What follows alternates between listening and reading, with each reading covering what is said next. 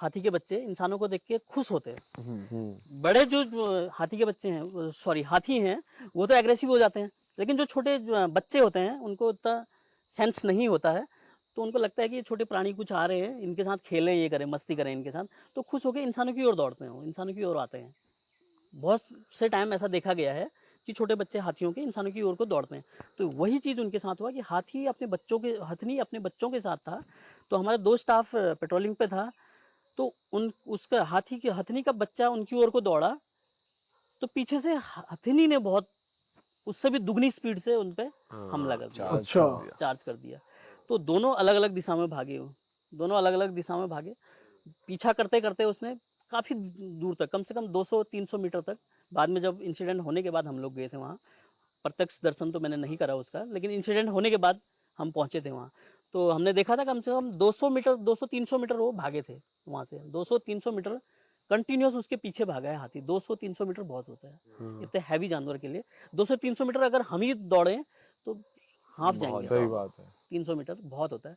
तो इतना बड़ा हाथी उसके पीछे भागा था, और जबकि वहाँ पे झाड़ियाँ कटी हुई थी, कुछ झाड़ियाँ कटी होती ना तो नुकीले वो बने रहते हैं, जैसे पौधे हैं इतने छोटे बड़े बड़े पौधे हैं, उसको आधे से काट दो तो नुकीले वो भुत्ते बने रहते हैं। तो उससे भी हाथी को भी बहुत डैमेज हुआ था। हाथी दौड़ा जब, तो उसके स्किन में बहुत ज़्यादा डैमेज हुआ, खून के धब्बे दिखते हैं ना वहाँ पे। हाथी तो दिखा नहीं, हाथी तो मार के चल दिया, उसके खून के धब्बे काफ़ी दिखे, उससे भी नहीं रुका वो। जबकि जनरली ये होता है कि अगर छोटे भुत्ते ज़्यादातर मिलता है, चुभने लगता है, तो हाथी छोड़ देता है। वो इतना एग्रेसिव हो गया था कि उसने छोड़ा ही नहीं। वो वहाँ जाके उसको, एक तो बच गया, एक जो दूसरी डायरेक्शन में भागा वो तो बच गया, लेकिन दूसरे को उसने पटक के मार दिया। अच्छा, पूरा कुचल दिया पूरा। कुचल दिया। सर थोड़ी ना ट्रैप कैमरास की बात करते हैं जो अक्सर फॉरेस्ट में लगाए जाते हैं थोड़ी निगरानी के लिए। तो वहाँ पे अगर बाय चांस आपको दिखता है कोई एनिमल इंजर्ड है या फिर किसी ने किसी पे अटैक किया, फिर वो भाग गया, बच के निकल गया, तो वो अब क्रिटिकली इंजर्ड है, तो उसको कैसे सर्वाइव किया जाता है? या फिर वो उसको उसके लिए पहले फिर उसको ढूंढना होता है। कैमरा ट्रैप में हमें दिखता है कि कोई जानवर है, कोई हाथी है या लेपर्ड है, टाइगर है, कोई इंजर्ड है, तो सबसे पहले उस एरिया में, पर्टिकुलर एरिया में, जिस एरिया में वो दिखा है, वहाँ पे पेट्रोलिंग तेज करवाई जाती है और सघन पेट्रोलिंग करवाई जाती है। सुबह शाम पेट्रोलिंग करेंगे, और पेट्रोलिंग करने के बाद अगर वो कहीं साइटिंग होती है उसकी, तो एक ट्रैंकुलाइजिंग गन होती है, ट्रैंकुलाइज करते हैं उसको। उसमें नीडल होता है, इंजेक्शन इंजेक्ट किया जाता है, उस गन से उसको मारेंगे और वो वहाँ पे बेहोश हो जाएगा। उसमें जाइलेजिन और कैटामिन करके कोई मेडिसिन होती है, वो भरी जाती है इंजेक्शन में, वो उसको मारी जाती है, तो वो बेहोश हो जाता है कुछ टाइम के लिए।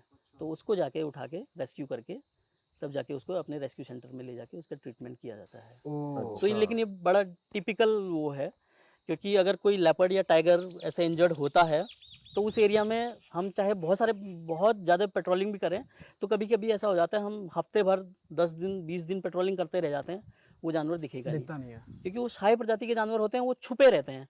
इंसान अपनी कैपेसिटी के अनुसार ही तो देख पाएगा, अपनी कैपेसिटी के अनुसार ही तो जा पाएगा जंगलों में ना।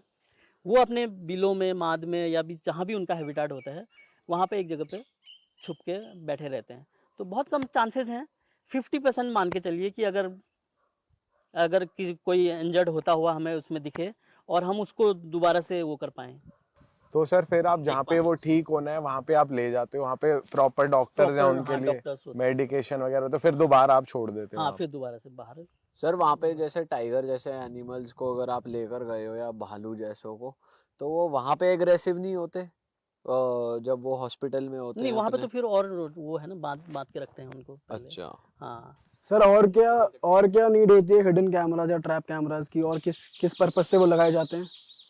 मेन पर्पस तो यही है, जस्ट आजकल ऑल इंडिया टाइगर एस्टिमेशन हर 4 साल में होता है पूरे भारतवर्ष में। एक ही बार, एक ही दिन, एक ही टाइम पे टाइगर एस्टिमेशन, जैसे आदमियों की जनगणना होती है, वैसे इनकी भी गणना होती है हर 4 साल में एक बार। अच्छा। लास्ट ईयर हुआ था, 2022 में हुआ था, और 2018 में हुआ था, फिर 22 में हुआ था। 22 में इस नंदौर वाइल्ड लाइफ सेंचुरी में 35-36 टाइगर एस्टिमेट हुए हैं यहाँ। ओके। तो सर ऐसा भी होता है फिगर थोड़ा सा एकदम एक्यूरेट नहीं है, थोड़ा सा ऊंच नीचे? हाँ, ये कह सकते हैं कि जो स्पॉट जितने स्पॉट हुए हैं वो तो है ही है, उसमें प्लस होने के चांसेस ज्यादा रहते हैं।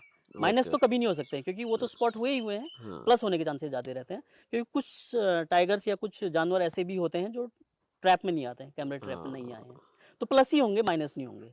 जैसे 36 का अभी टाइगर हुआ है, डाटा है, तो 36 प्लस ही हैं होंगे।